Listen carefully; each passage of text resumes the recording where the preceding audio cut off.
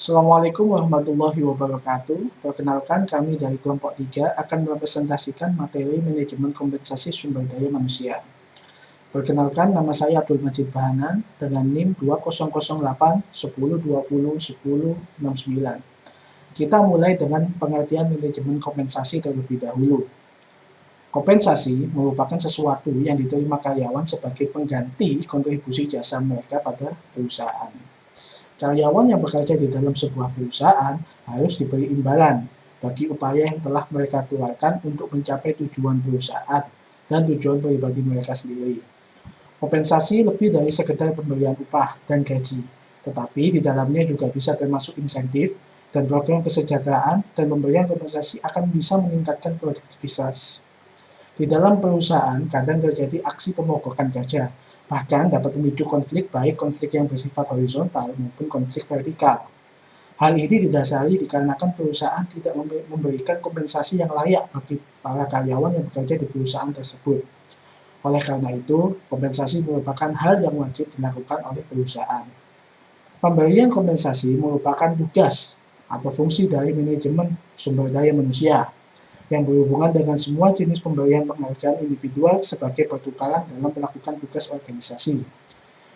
Kompensasi finansial terdiri dari kompensasi langsung dan kompensasi tidak langsung. Kompensasi langsung biasanya berbentuk upah, gaji, bonus, atau komisi.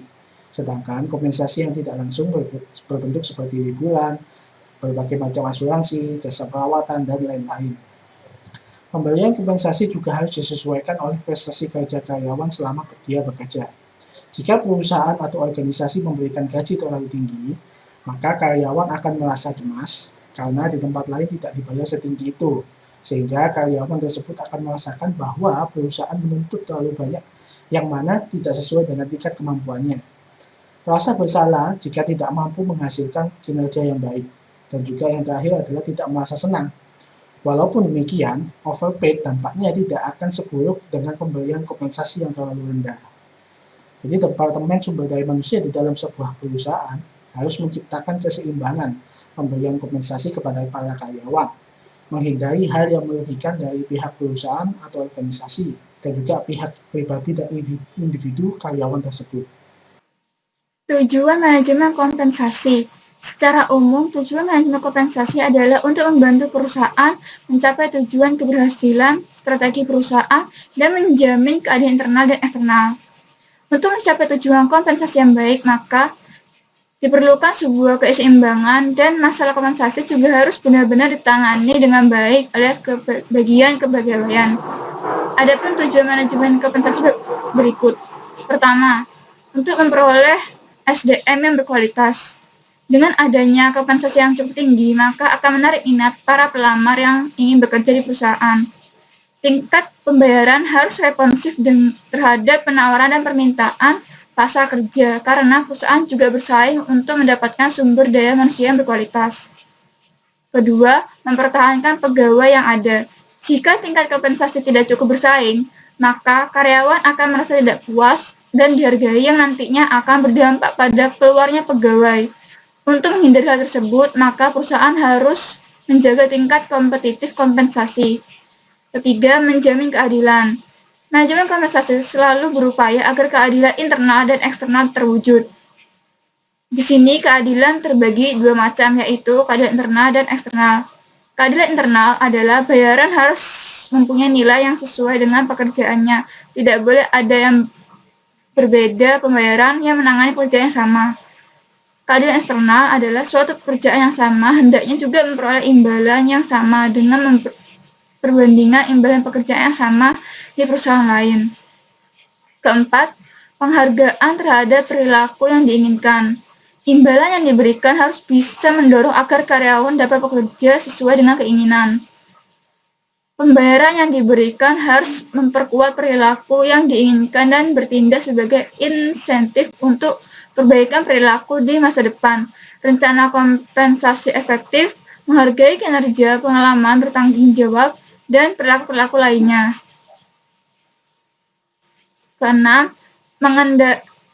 Kelima, mengendalikan biaya. Program kompensasi yang baik dan rasional harus membantu organisasi untuk mendapatkan dan mempertahankan pekerja pada tingkat biaya yang rasional dan memadai. Contohnya, seorang sarjana tidak dapat disamakan dengan tukang sapu. Prinsipnya dasarnya adalah apa upah yang kita berikan sesuai dengan pekerjaan yang mereka tangani. Keenam, mengikuti aturan hukum. Sistem gaji dan upah yang sehat mempertimbangkan faktor-faktor legal yang dikeluarkan oleh pemerintah dan menjamin kebutuhan karyawan. Ketujuh, memfasilitasi pengertian. Sistem manajemen kompensasi hendaknya dengan mudah dipahami oleh spesialis SDM, manajer operasi, dan karyawan. Selanjutnya, meningkatkan efisiensi administrasi. Program pengupahan dan penggajian hendaknya dirancang untuk dapat dikelola dengan efisien, membuat sistem informasi SDM optimal, meski tujuan ini hendaknya sebagai pertimbangan sekunder dibandingkan dengan tujuan-tujuan lainnya. Perkenalkan, nama saya Wilda Ahmad dengan NIM 1908102011174. Di sini saya akan menjelaskan tentang komponen kompensasi. Yang pertama adalah gaji. Gaji adalah balas jasa dalam bentuk uang yang diterima karyawan sebagai konsekuensi dari kedudukan sebagai seorang karyawan yang memberikan sumbangan tenaga dan pikiran dalam mencapai tujuan perusahaan, atau dapat juga dikatakan dengan sebagai bayaran tetap yang diterima seseorang dari keanggotaannya dalam sebuah perusahaan. Yang kedua adalah upah. Merupakan imbalan finansial langsung yang dibayarkan kepada karyawan berdasarkan jam kerja, jumlah barang yang dihasilkan, atau banyaknya pelayanan yang diberikan. Jadi tidak seperti gaji yang jumlahnya relatif tetap. Besarnya upah dapat berubah-ubah bergantung pada keluaran yang dihasilkan. Yang ketiga adalah insentif. Merupakan imbalan langsung yang dibayarkan kepada karyawan karena kinerjanya melebihi standar yang ditentukan. Merupakan kompensasi tetap berdasarkan kinerja. Yang keempat adalah fringe benefit. Merupakan kompensasi tambahan yang diberikan berdasarkan kebijakan perusahaan terhadap semua karyawan sebagai upaya meningkatkan kesejahteraan karyawan. Contohnya fasilitas asuransi, tunjangan-tunjangan, dan uang pensiun. Pengaruh lingkungan eksternal pada kompensasi. Faktor yang mempengaruhi upah dan kebijakan kompensasi yang berasal dari luar perusahaan. Yang pertama yaitu pasar tenaga kerja. Pasar tenaga kerja mempengaruhi desain kompensasi dalam tingkat persaingan tenaga kerja. Tingkat persaingan tenaga kerja sebagian menentukan batas rendah tingkat pembayaran. Jika tingkat pembayaran suatu perusahaan terlalu rendah, tenaga kerja yang memenuhi syarat tidak akan bersedia bekerja di perusahaan itu. Maka, pengurangan pasar tenaga kerja memberikan kesempatan kepada mereka yang memenuhi syarat untuk mengisi jabatan yang tersedia dengan peluang merundingkan syarat-syarat ketenagakerjaan yang lebih baik. Yang kedua, kondisi ekonomi. Salah satu aspek yang mempengaruhi kompensasi adalah kondisi-kondisi ekonomi, terutama derajat tingkat persaingan, di mana mempengaruhi kesanggupan untuk membayar perusahaan itu dengan gaji tinggi. Semakin kompetitif situasinya, semakin rendah kemampuan perusahaan untuk membayar gaji lebih tinggi. Kesanggupan untuk membayar ini pun termasuk konsekuensi produktivitas yang relatif dalam perusahaan, industri, ataupun sektor lainnya.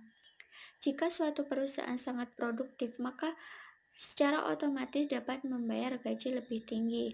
Produktivitas di sini juga dapat ditingkatkan dengan kemajuan teknologi, lebih efisiensinya metode operasi, kerja yang lebih keras, dan lebih besarnya dorongan kerja. Kemudian yang ketiga, peraturan pemerintah. Pemerintah di sini secara langsung mempengaruhi tingkat kompensasi melalui pengendalian upah dan petunjuk yang melarang peningkatan dalam kompensasi untuk para pekerja tertentu dan pada waktu tertentu, dan hukum yang menetapkan tingkat tarif upah minimum, gaji, pengaturan jam kerja, dan mencegah diskriminasi. Pemerintah juga melarang perusahaan memperkerjakan pekerja anak-anak di bawah umur. Yang terakhir adalah serikat pekerja. Kehadiran serikat pekerja di perusahaan sektor swasta ini diperkirakan meningkatkan upah 10% sampai 15% dan menaikkan tunjangan sekitar 20% sampai 30%. Perbedaan upah antara perusahaan yang mempunyai serikat pekerja dengan yang tidak mempunyai serikat pekerja tampak paling besar selama periode resesi dan paling kecil selama periode inflasi. Serikat pekerja sudah cenderung untuk menjadi penentu untuk upah, manfaat, dan meningkatkan tingkatan upah. Walaupun ini adalah lebih mungkin jika suatu industri telah terorganisasi oleh serikat pekerja yang kuat. Jika perusahaan berada di dalam suatu area di mana serikat kerja yang kuat, maka kebijakan kompensasi akan juga terpengaruhi. Kemudian faktor-faktor internal yang mempengaruhi sebuah kompensasi.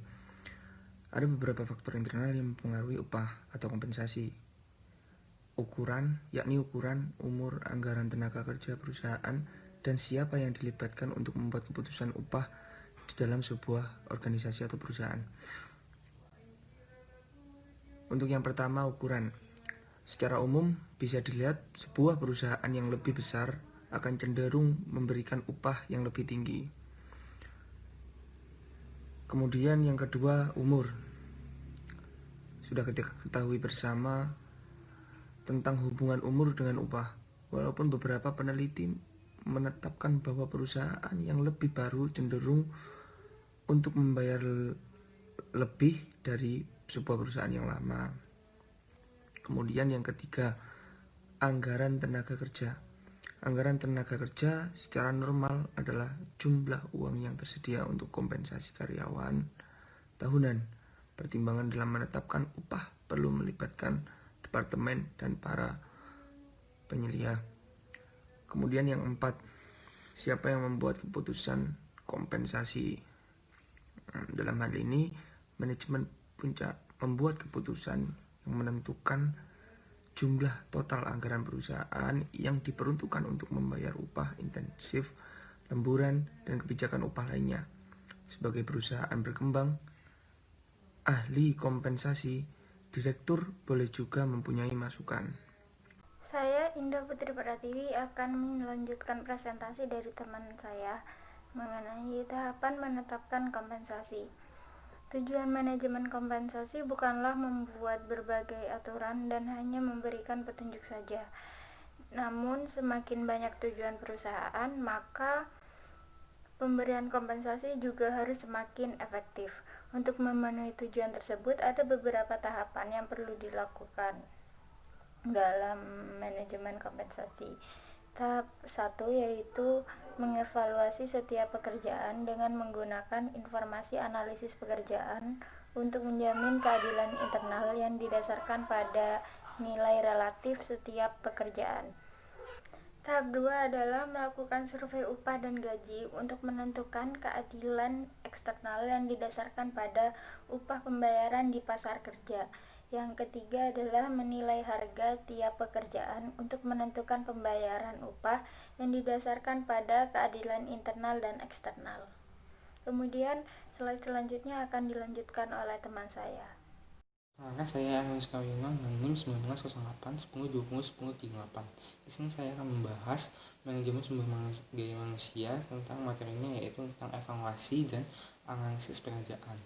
Analisis pekerjaan meliputi pengumpulan informasi tentang pekerjaan melalui survei, observasi, dan diskusi di antara para pekerja dan penilai untuk menghasilkan deskripsi pekerjaan dan posisi.